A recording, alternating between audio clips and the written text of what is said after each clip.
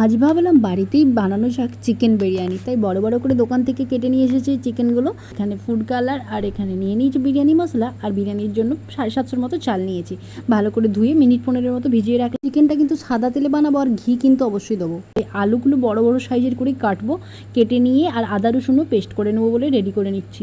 চলো, এই বড় বড় আলু কেটে আর এখানে বেটে নিলাম, আর পেঁয়াজগুলো বেরেস্তার জন্য রাউন্ড রাউন্ড শেপ করে কেটে নিয়েছি। আর চিকেনটাতে জল ঝরে যাবার পর দিয়ে দিচ্ছি আদা রসুনের পেস্ট, বিরিয়ানি মশলা, নুন, হলুদ সব কিছু দিয়ে ম্যারিনেট করে কিছুক্ষণ রাখার পর টক দই দিয়ে ফেটিয়ে নিয়ে এখানে ভালো করে ভাজা ভাজা করে কষে নিলাম মাংসটা।